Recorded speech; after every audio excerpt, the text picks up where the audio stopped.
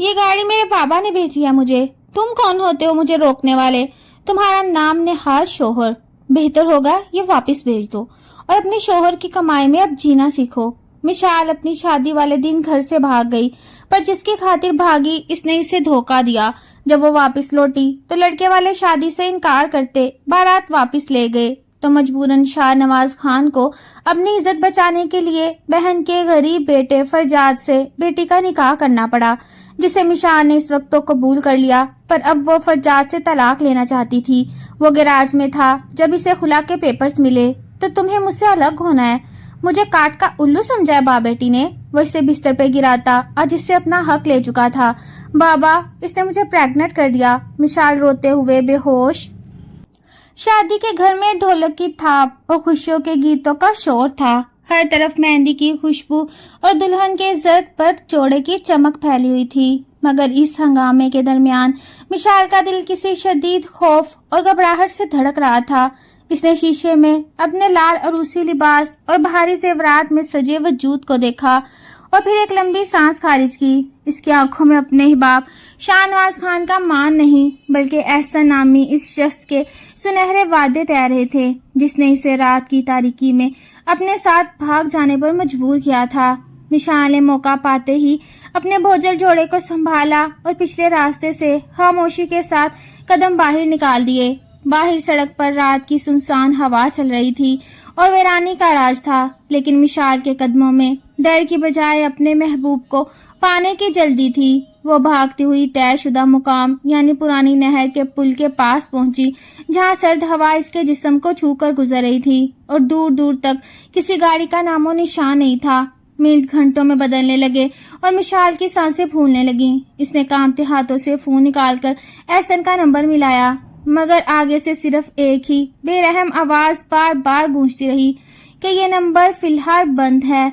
मिशाल ने बार बार नंबर मिलाया, मगर हर नाम कोशिश के साथ इसका दिल बैठने लगा और जहन में हौलनाक खदशात जन्म लेने लगे। तभी इसकी नजर अपने खाली हाथ और खिलते हुए जेवरात के डिब्बे पर पड़ी और इस पर यह भयानक सच्चाई खुली कि जिसे वो सच्ची मोहब्बत समझी थी, वो सिर्फ इसके बाप की दौलत और जेवरात का भूखा एक मक्कार इंसान था, जैसे बेआबरू करके सब कुछ लूटकर फरार हो चुका था। मिशाल के पांव तले से जमीन निकल गई। इसका तमाम तर गरूर और जाम लम्हों में खाक में मिल गया। वो इसी वीरान सड़क पर घुटनों के बल गिरकर जारो कतार रो पड़ी। इसके लाल जोड़े पर रात की गर्द जमने लगी और आंखों से बहते काजल ने इसके रुखसारों पर रसवाई के दाग बना दिए। पछतावे की शदीद आग में जलते हुए और जिल्लत के खौफ से कांपती मिशाल ने फैसला किया कि वो खामोशी से वापस अपने घर की तरफ लौटेगी, चाहे इसकी सजा मौत ही क्यों न हो। वो उठी और कदम घसीटती हुई पिछली गलियों से होती हुई अपने घर के पिछले दरवाजे पर पहुंची और आहिस्ता से अंदर दाखिल हो गई।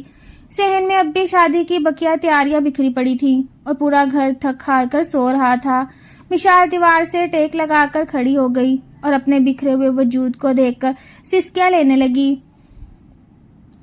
वो जानती थी कि चंद ही घंटों में सूरज निकलने वाला है और जैसे इसका बाप शाहनवाज खान जागेगा और बारात के आने का वक्त होगा तो इसके सामने एक ऐसा भयानक सच आएगा जो पूरे खानदान की इज्जत को नीलाम कर देगा। मिशाल एक चोर की तरह अपने ही कमरे में चुपकर बैठ गई, लेकिन इसका जिस्म खौफ से बुरी तरह कांप रहा था। रात की स्याही आहिस्ता आहिस्ता छटने लगी और मिशाल अपने कमरे के कोने में घुटनों में सर्दी, खौफ और पछतावे की आग में जल रही थी। इसका दिल हर गुजरते लम्हे के साथ इतनी जोर से धड़क रहा था जैसे अभी सीना फाड़कर बाहर निकल आएगा। इसे हर छोटी सी आहट पर यूं लगता जैसे इसके बाबा शाहनवाज खान सामने खड़े हैं और इनकी नजरें इसकी रुसवाई पर सवाल कर रही हैं। दूसरी तरफ जैसे ही सुबह का नया सूरज नमूदार हुआ तो शाहनवाज खान के घर में मेहमानों की चहल पहल और रौनक दोबारा बहाल होने लगी। हंसी मजाक और शादी के गीतों की आवाज मिशाल के कानों में किसी तेज खार खंजर की तरह चुभ रही थी। लेकिन असल तूफान तब शुरू हुआ जब बारात आने का वक्त सर पर आ गया और अचानक सहन में लगे बड़े फोन की घंटी बज उठी।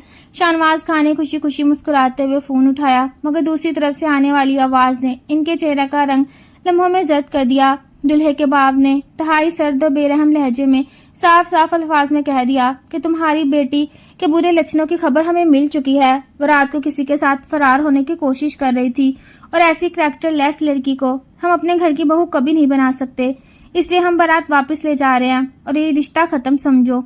یہ الفاظ شاہنواز خان کے دل پر کسی بجلی کی طرح گرے اور ان کا فون ان کے ہاتھ سے چھوٹ کر زمین پر گر کر پاش پاش ہو گیا۔ ایک ہی لمحے میں ہنستا بستا کھیلتا گھر ماتم کدے میں تبدیل ہو گیا اور مہمانوں کے درمیان کچوکے لگاتی خاموشی چھا گئی۔ شاہنواز خان کا سینہ فرتے غم سے پھولنے لگا اور وہ اپنی عزت کے جنازے پر ہاتھ رکھے وہیں صوفے پر ڈیگ گئے۔ تمام مہمانوں کی سرگوشی اور زہریلی باتیں شاہنواز خان کی غیرت کو لتاڑ رہی تھیں۔ اسی اثنا میں مشال اپنے کمرے سے باہر نکلی۔ اس کی آنکھیں رو رو کر سوج چکی تھیں اور کاجل اس کے رخساروں پر پھیلا ہوا تھا۔ جیسے ہی شاہنواز خان کی نظر اپنی اس نادان اور بدنام بیٹی پر پڑی تو ان کا غصہ اور ضبط کا بندھن بالکل ٹوٹ گیا۔ انہوں نے مشال کی طرف قدم بڑھایا اور ایک شدید جذباتی طوفان کے تحت اس کا بازو مڑوڑ کر اسے پوچھا کہ تو نے میرے سالوں کی کمائی ہوئی عزت کا یہ صلہ دیا؟ لیکن مشال کے پاس گردن جھکائے رونے کے سوا کوئی جواب نہیں تھا۔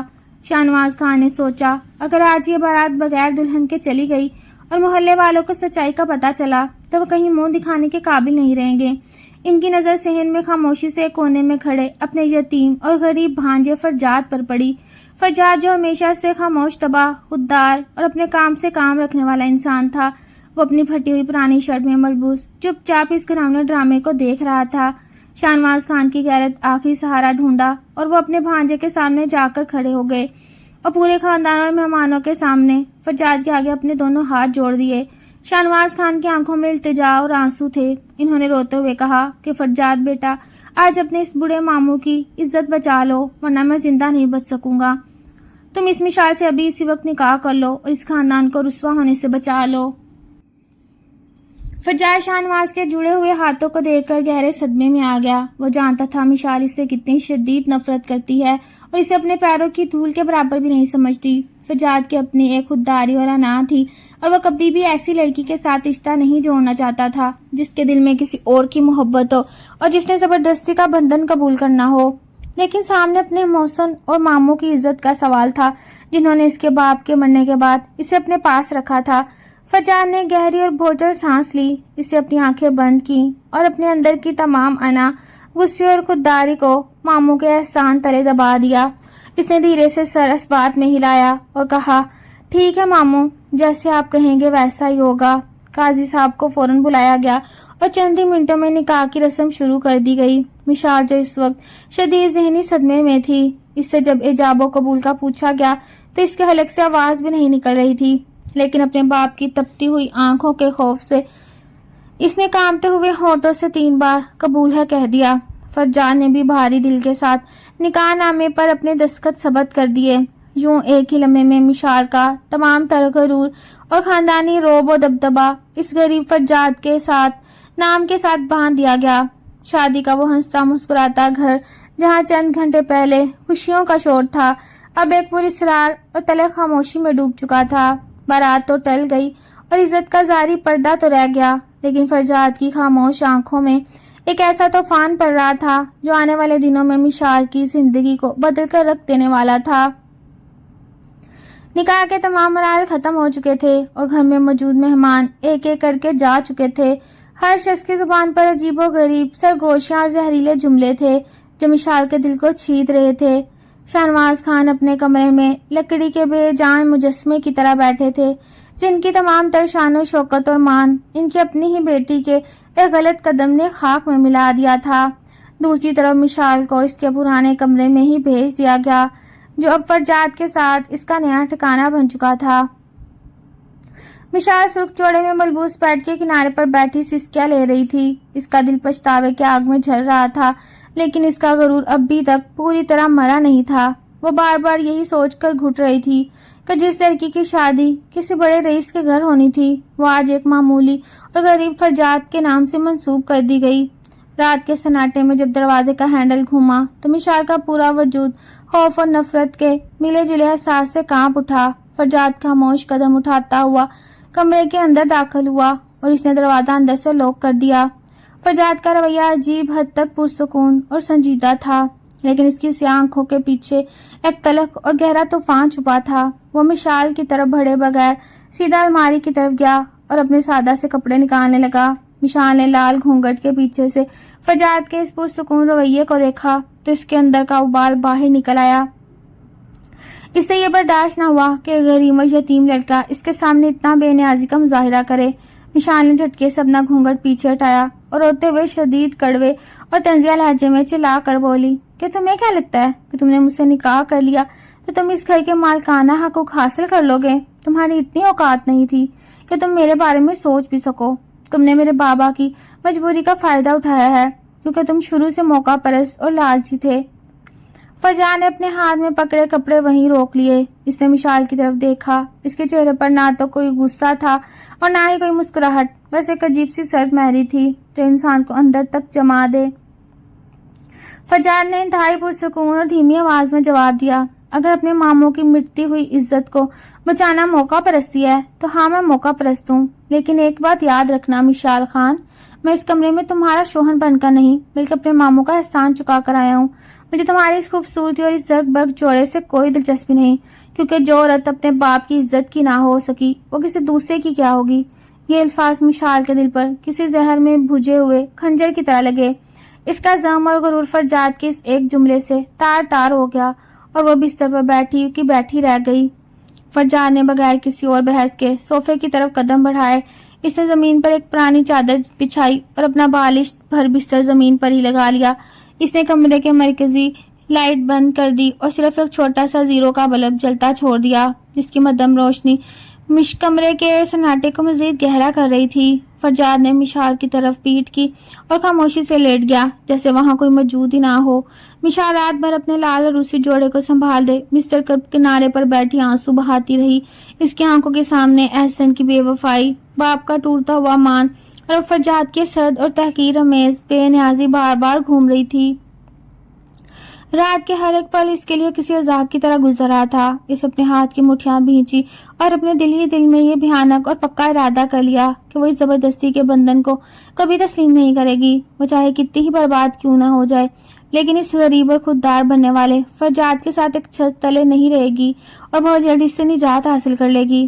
رات کی کالی اور بھوجل تیرگی کے بعد جب صبح کی پہلی کرن کمرے کی کھڑکی سے اندر آئی تو مشال کی آنکھیں مارے روئے اور جاگنے کے سو چکی تھی۔ اس نے دیکھا کہ زمین پر بچھا فرجاد کا بستر بالکل خالی تھا اور وہ صبح سویرے ہی خاموشی سے اٹھ کر اپنے گیراج کے کام پر جا چکا تھا۔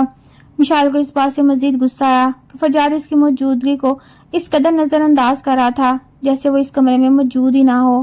مشال نے اپنے سوکھ جوڑے کو اتار کر پھینکا اور ایک سادہ سا کپڑا پہن کر کمرے میں خود کو بند کر کے بیٹھ گئی۔ دوپہر کے وقت شاہنواز خان کی دل کی حالت کچھ سنبھلی تو انہیں اپنی بیٹی پر ترس آنے لگا۔ وہ جانتے تھے کہ ان کی بیٹی نے غلطی کی، لیکن پھر بھی وہ اس کے ناز نخرے اٹھانے کے عادی تھے۔ شاہنواز خان نے اپنی بیٹی کے دل کو خوش کرنے اور اسے تسلی دینے کے لیے اپنے شو روم سے ایک بالکل نئی اور قیمتی کالے رنگ کی گاڑی خریدی اور اسے اپنے ڈرائیور کے ہاتھ شاہنواز ہاؤس کے باہر کھڑا کروا دیا۔ جب ڈرائیور نے گاڑی کی چابی مشال کے ہاتھ میں دی تو مشال کے چہرے پر ایک مغرور مسکراہٹ آ گئی۔ اس کی انا کو تھوڑی تسلی ملی کہ وہ اب بھی شاہنواز خان کی لاڈلی بیٹی ہے اور اس فرجاد کی طرح محتاج نہیں۔ شام کے وقت جب فرجاد دن بھر کی سخت محنت اور گیراج کے کام سے تھکا ہار کر گھر لوٹا تو اس کے کپڑوں پر اوزاروں اور تیل کے دھبے لگے تھے۔ جیسے ہی وہ گھر کے مرکزی دروازے سے اندر داخل ہوا اس کی نظر صحن میں چمکتی ہوئی نئی گاڑی پر پڑی۔ فرجاد دیکھ کر قدم وہیں روک کر اس گاڑی کو دیکھنے لگا۔ اسی وقت مشال اپنے کمرے کی بالکنی سے نیچے اتری اور اس کے چہرے پر ایک حقارت بھری مسکراہٹ تھی۔ وہ فرجاد کے قریب آئی اور طنزیہ انداز میں اپنے دونوں ہاتھ سینے پر باندھ کر کھڑی ہو گئی۔ مشال نے فرجاد کے میلے کپڑوں کی طرف دیکھا اور کڑوے لہجے میں کہا، یہ گاڑی میرے بابا نے بھیجی ہے مجھے، تم کون ہوتے ہو مجھے روکنے والے؟ فرجاد نے مشال کی بات سنی۔ اس کے چہرے پر نہ تو کوئی حیرت تھی اور نہ ہی کوئی پریشانی۔ اس نے اپنی کالی اور گہری آنکھوں سے مشال کو دیکھا۔ اس کی آواز میں بلا کا ضبط اور خودداری تھی۔ تمہارا نام نہاد شوہر، بہتر ہوگا یہ گاڑی واپس بھیج دو اور اپنے شوہر کی کمائی میں اب جینا سیکھو۔ فرجاد کے اس دو ٹوک اور سخت جواب نے مشال کے پاؤں تلے سے زمین نکال دی۔ مشال سوچ رہی تھی کہ فرجاد اس کی گاڑی دیکھ کر احساس کمتری کا شکار ہوگا، لیکن فرجاد نے تو الٹا اسے اس کی حد یاد دلا دی تھی۔ فرجاد بغیر کوئی اور بات کہے سیدھا اپنے کمرے کی طرف بڑھ گیا اور مشال وہیں صحن میں غصے اور تپش سے کانپتی رہ گئی۔ فرجاد کے اس سخت رویے اور خودداری نے مشال کے اندر چھپی انا کو بری طرح زائل کر دیا۔ اس کی نظر میں فرجاد ایک غریب اور معمولی مکینک سے زیادہ کچھ نہیں تھا۔ اسے یہ بات برداشت نہیں ہو رہی تھی کہ غریب شخص اس پر حکمرانی کرے یا اسے نصیحتیں کرے۔ اگلے ہی دن صبح ہوتے ہی فجار نے خاموشی سے چابیاں اٹھا کر گاڑی کے پاس کیا اور ڈرائیور کو بلا کر وہ گاڑی شاہنواز خان کے شو روم پر واپس بھجوا دی۔ جب مشال کو اس بات کا علم ہوا کہ فجار نے واقعی وہ گاڑی واپس کر دی ہے تو اس کو غصہ 7ویں آسمان پر پہنچ گیا۔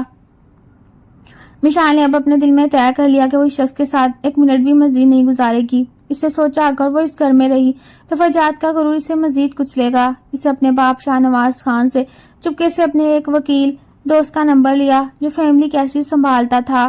مشال نے فون کر کے وکیل سے بات کی اور اسے صاف الفاظ میں کہہ دیا مجھے ہر قیمت پر اس زبردستی کے نکاح سے آزادی چاہیے۔ وکیل نے اسے سمجھانے کی کوشش کی کہ ابھی شادی کو چند ہی دن ہوئے ہیں اور معاشرہ کیا کہے گا، لیکن مشال کی ضد کے آگے کوئی نہ ٹک سکا۔ اس نے خاموشی سے خلا کے کاغذات تیار کروائے اور تمام دستاویزات پر اپنے دستخط کر دیے۔ مشال جانتی تھی اگر اس نے یہ کاغذات گھر کے پتے پر بھیجے تو اس کے بابا شاہنواز خان بیچ میں آ جائیں گے اور معاملات کو روکنے کی کوشش کریں گے۔ اس لیے اس نے وکیل سے کہا کہ کورٹ کا یہ نوٹس سیدھا فرجاد کے گراج کے پتے پر بھیجا جائے تاکہ فرجاد کو اس کی اصل اوقات کا پتہ چل سکے۔ مشال نے کورٹ کا نوٹس کوریئر سروس کے ذریعے گراج پر روانہ کروا دیا اور خود اپنے کمرے میں بیٹھ کر فرجاد کے رد عمل کا انتظار کرنے لگی۔ اس کے چہرے پر ایک شیطانی اور مغرور مسکراہٹ تھی کیونکہ اسے لگ رہا تھا اب فرجاد ڈر جائے گا اور خاموشی سے اسے چھوڑ دے گا۔ دوسری طرف فرجاد گراج میں گاڑیوں کی مرمت میں مصروف تھا اور اسے اس بات کی ذرا بھی خبر نہیں تھی کہ مشال اس کے پیٹھ پیچھے کتنا بڑا طوفان کھڑا کرنے والی ہے۔ رات کا اندھیرا پھیل رہا تھا اور مشال اپنے کمرے میں گھڑی کی سوئیاں دیکھ رہی تھی۔ اسے معلوم تھا کہ کچھ ہی دیر میں فرجاد کھلا کے کاغذات لے کر آئے گا۔ گراج کا ماحول معمول کے مطابق شامی دھندلکوں میں ڈوب رہا تھا اور فرجاد گاڑی کے انجن میں الجھا اپنے ہاتھوں پر جمی گریز صاف کر رہا تھا۔ اسی وقت کوریئر والے نے آ کر یہ لفافہ اس کے ہاتھ میں تھما دیا۔ فرجاد نے جیسے ہی لفافہ کھول کر کورٹ کے کھلا کے کاغذات دیکھے تو اس کی آنکھوں میں طوفان اتر آیا۔ وہ کاغذات فرجاد کے لیے کوئی عام نوٹس نہیں بلکہ اس کی غیرت اور عزت نفس پر ایک بے رحم وار تھے۔ فرجاد نے گہری سانس لی اور کاغذات کو مٹھی میں بھیج کر غصے سے سرخ چہرے کے ساتھ گھر کی طرف چل پڑا۔ جب وہ شاہنواز ہاؤس پہنچا تو اس کے قدموں میں بلا کی سختی اور چہرے پر ہولناک تناؤ تھا۔ مشال جو کمرے میں بیٹھی اپنی فتح کا انتظار کر رہی تھی، جیسے ہی فرجاد کے دھماکے دار انداز میں دروازہ کھول کر اندر داخل ہونے کو دیکھا تو اس کا دل دہل گیا۔ فرجاد نے آگے بڑھ کر وہ کاغذات مشال کے منہ پر پھینکے اور اس کا بازو اتنی زور سے مروڑا کہ مشال کی چیخ نکل گئی۔ فرجاد نے اس کی آنکھوں میں آنکھیں ڈال کر دھاڑتے ہوئے کہا کہ تو تمہیں مجھ سے الگ ہونا ہے، مجھے اور میرے ماموں کو کاٹ کا الو سمجھا ہے۔ تم دونوں باپ بیٹی نے جو کھیل تم کھیل رہی ہو اس کا انجام تم نے سوچا بھی نہیں تھا۔ مشال کا تمام تر غرور اور چلاکی فرجاد کے اس غضبناک روپ کے سامنے پگھل کر رہ گئی۔ غصے و جذبات کی شدید تپش میں فرجاد نے اپنے شوہر ہونے کا وہ حق مانگ لیا جسے مشال اب تک دھتکارتی آئی تھی۔ وہ اس رات کے سائے میں ان دونوں کے درمیان نفرت اور جذبات کا وہ طوفان اٹھا جس نے ان کے رشتے کی تمام بنیادوں کو ہمیشہ کے لیے بدل کر رکھ دیا۔ اگلی صبح کی روشنی پھیلی تو کمرے میں گہری اور دم گھٹنے والی خاموشی چھائی تھی۔ فرجاد کمرے سے جا چکا تھا اور اس کی جگہ صرف ایک عجیب سی ویرانی باقی تھی۔ مشال بستر کے کونے پر بیٹھی اپنے بکھرے وجود اور پچھتاوے کے ساتھ زار و قطار ہو رہی تھی۔ اس کا جسم درد سے ٹوٹ رہا تھا اور دل میں نفرت کے ساتھ ساتھ ایک نامعلوم خوف نے جگہ بنا لی تھی۔ اس بات کو 1 مہینہ گزر گیا، دن گزرتے گئے۔ ایک دن دوپہر کا وقت ہوا تو مشال کی طبیعت اچانک شدید بگڑنے لگی۔ اس کا سر چکرانے لگا اور شدید متلی کا احساس ہوا۔ وہ سنبھلنے کے لیے کچن کی طرف بڑھی مگر چکر اتنے شدید تھے کہ فرش پر گر پڑی۔ صحن سے گزرتے شاہنواز خان نے جیسے اپنی بیٹی کو فرش پر ڈھہتے دیکھا تو وہ گھبرا کر بھاگے اور اسے اپنی آغوش میں اٹھا لیا۔ شاہنواز خان کے چہرے پر پریشانی کے بادل تھے اور وہ بار بار اپنی بیٹی کا چہرہ تھپتھپا رہے تھے۔ مشال نے مدھم سے آنکھیں کھولی اور اپنے والد کی گود میں سر رکھتے ہوئے سسکیوں کے درمیان روتے ہوئے کہا، بابا اس نے مجھے پریگننٹ کر دیا، اور یہ کہتے ہی وہ مکمل طور پر بے ہوش ہو گئی۔ شاہنواز خان کے پاؤں تلے سے زمین نکل گئی اور وہ حیرت اور صدمے سے اپنی بے ہوش بیٹی کو دیکھتے رہ گئے۔ ایک طرف خلا کا مقدمہ اور دوسری طرف یہ غیر متوقع خبر۔ شاہنواز خان کے دل پر صدمے کا پہاڑ ٹوٹ پڑا۔ شاہنواز خان نے اپنی بے ہوش بیٹی کو فوری طور پر اسپتال منتقل کیا جہاں ڈاکٹروں نے معائنے کے بعد اس بات کی باقاعدہ تصدیق کر دی کہ مشال واقعی حاملہ ہے اور شدید ذہنی تناؤ کی وجہ سے اس کی حالت نازک ہے۔ یہ خبر شاہنواز خان کے لیے کسی دھماکے سے کم نہیں تھی۔ اس کے اندر کا غصہ اور غیرت ایک بار پھر جاگ اٹھی، کیونکہ ایک طرف ان کی بیٹی کورٹ میں خلا کا کیس دائر کر چکی تھی اور دوسری طرف یہ نیا موڑ ان کے سامنے آ چکا تھا۔ شاہنواز خان نے مشال کو اسپتال کے بستر پر چھوڑا اور غصے میں آپے سے باہر ہوتے ہوئے سیدھا فرجاد کے گراج کی طرف نکل پڑے تاکہ اسے اس کی اس حرکت کا جواب طلب کر سکے اور اسے کھری کھری سنا سکیں، مگر جیسے ہی وہ گراج پہنچے تو وہاں کا منظر دیکھ کر ان کے قدم جھک گئے۔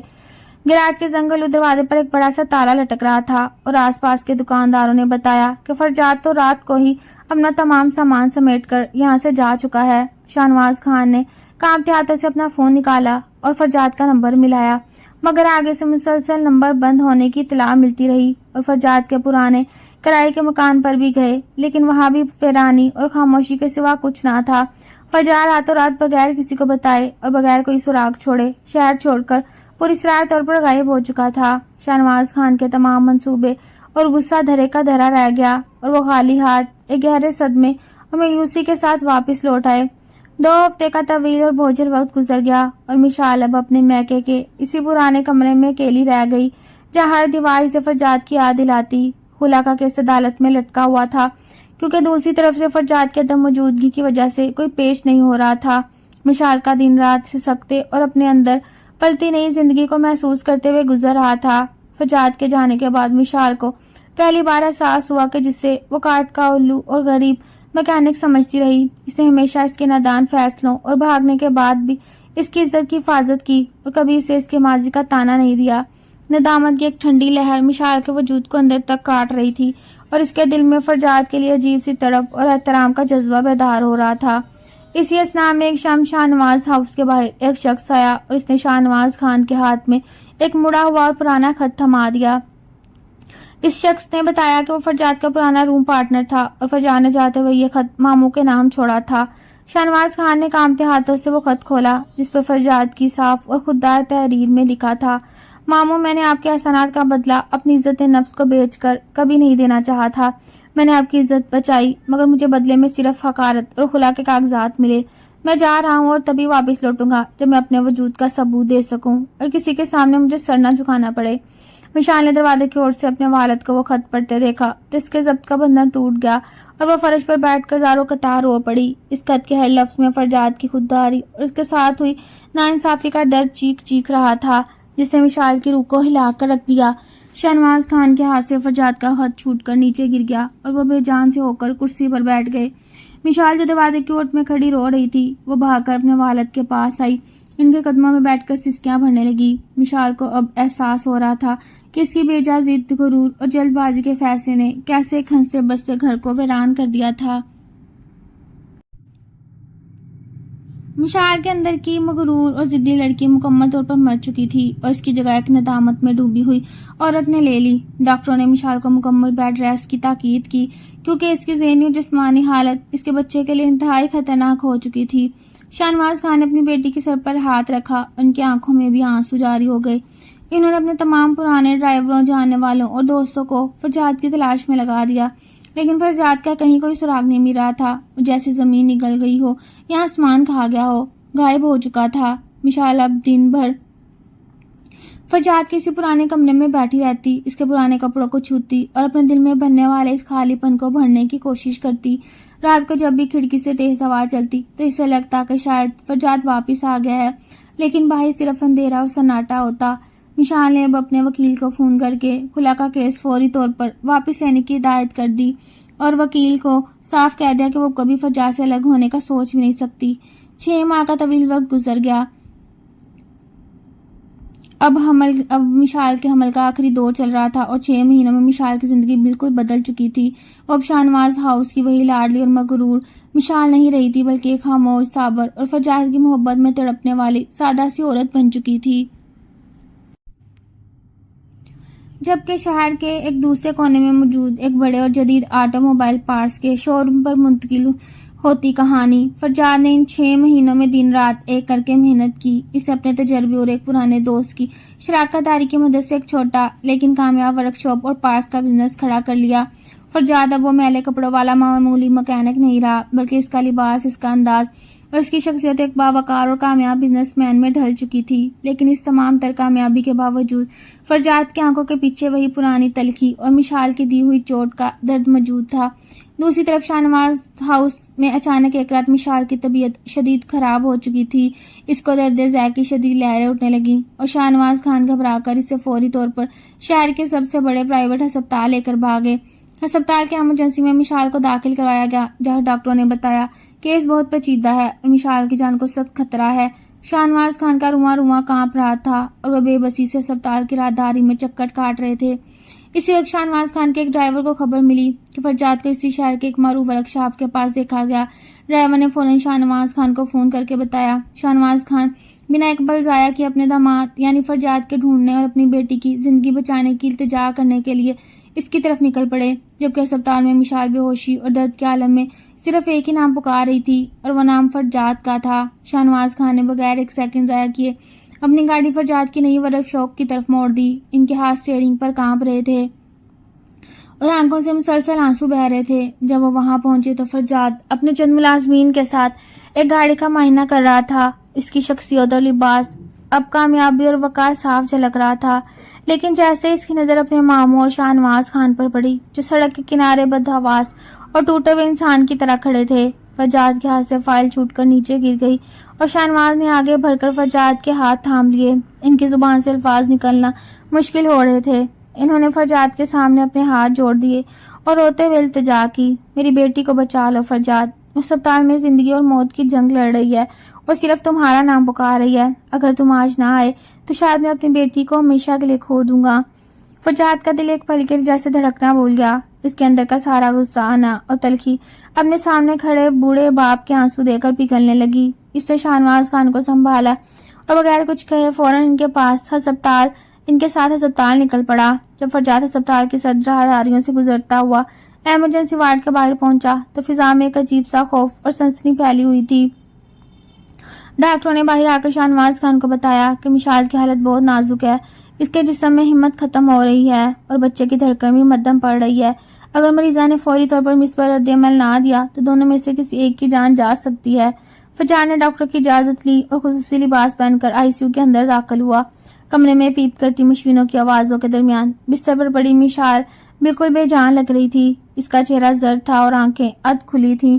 فرجاد آہستہ آہستہ چلتا ہوا اس کے بستر کے پاس آیا اور اسے مشال کا ٹھنڈا پڑتا ہوا ہاتھ اپنے گرم ہاتھوں میں تھام لیا۔ فرجاد نے انتہائی دھیمی اور بھاری آواز میں اس کے کان کے پاس کہا کہ مشال، میں آ گیا ہوں، تمہیں لڑنا ہوگا ہمارے لیے اور اس بچے کے لیے۔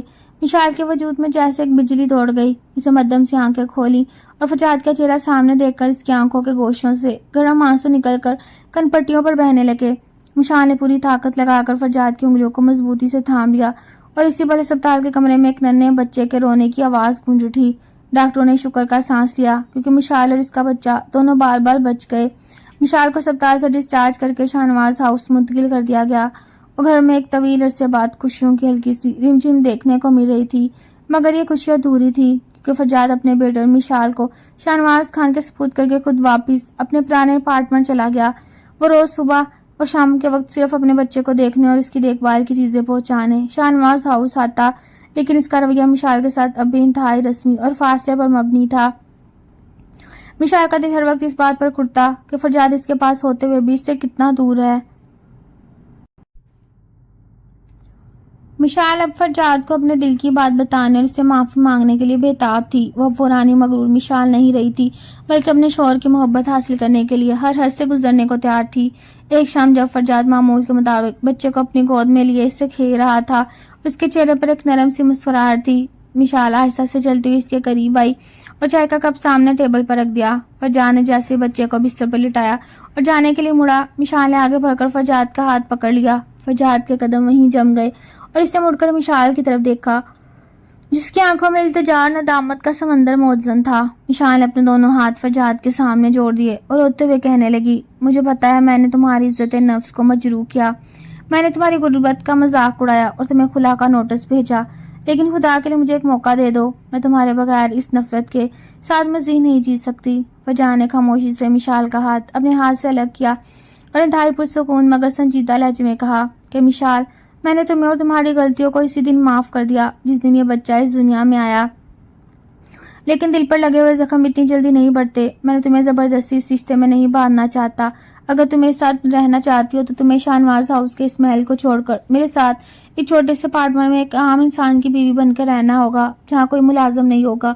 مشال نے بغیر ایک سیکنڈ کا وقفہ لیے فوراً اپنا سر ہاں میں ہلا دیا، کیونکہ وہ جانتی تھی فرجاد کے ساتھ اس کی جھونپڑی بھی شاہنواز کے محل سے 1000 گنا بہتر تھی۔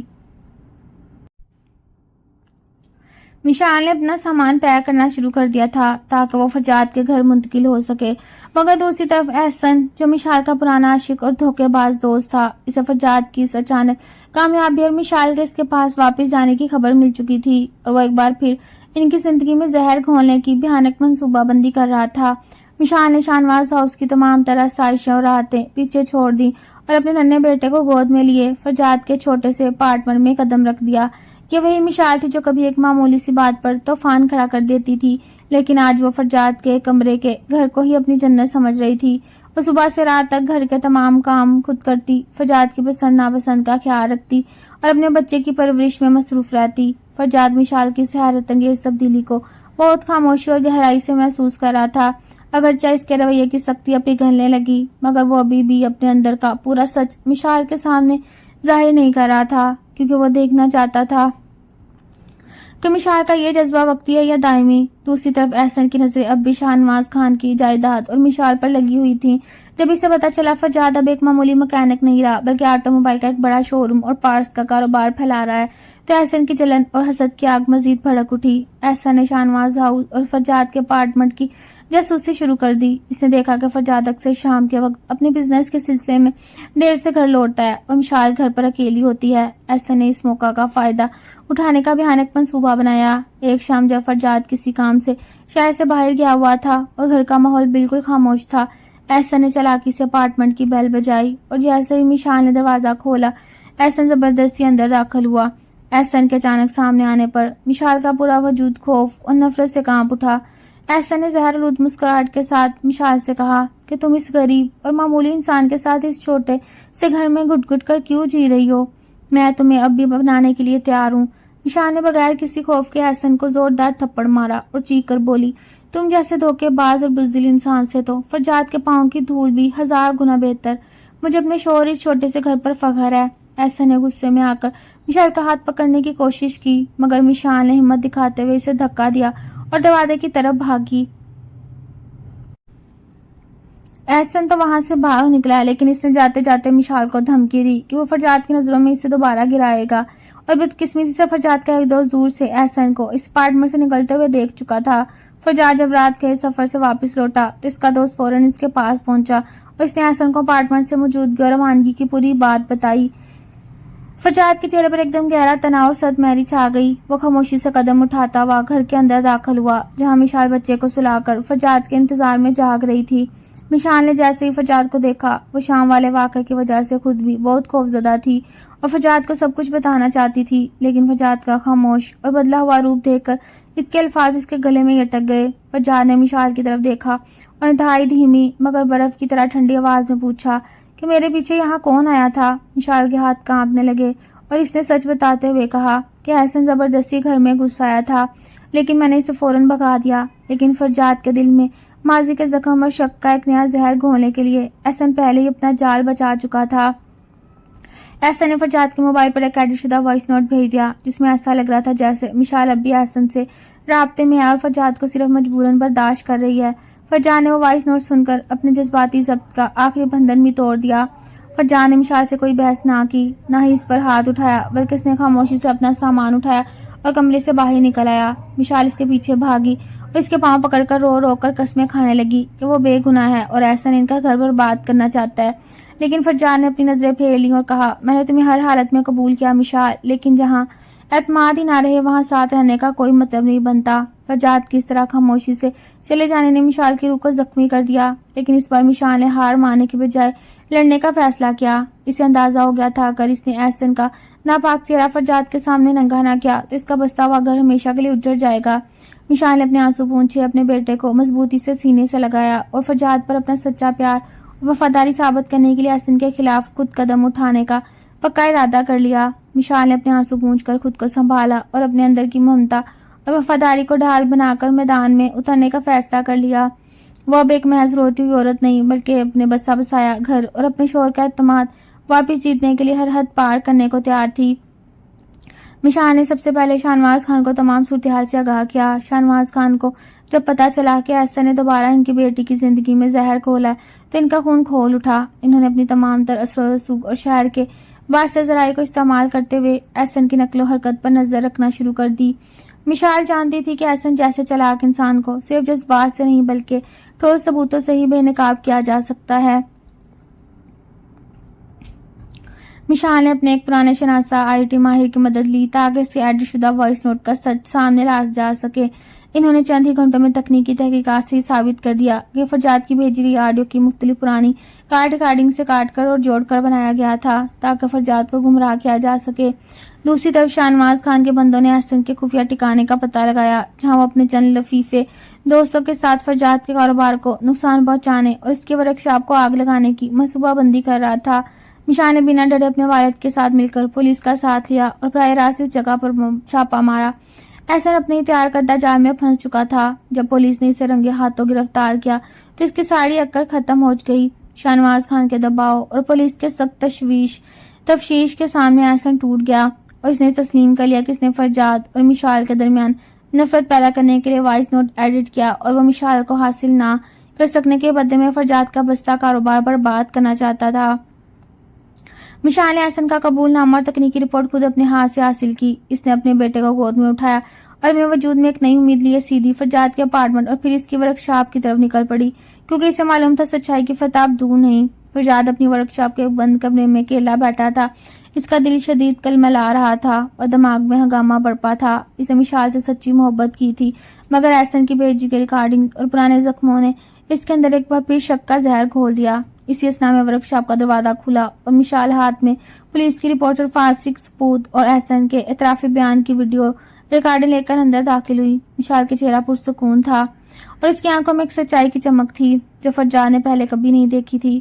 مشال نے وہ تمام ثبوت فرجاد کے سامنے میز پر رکھ دیے اور انتہائی وقار اور مضبوط آواز میں کہا کہ فرجاد، تم نے ہمیشہ مجھے میری غلطیوں کی سزا دی اور میں نے وہ تمام سزائیں خاموشی سے قبول کی کیونکہ میں گناہ گار تھی، لیکن اس بار معاملہ میری وفاداری اور میرے بچے کے باپ کے اعتماد کا تھا۔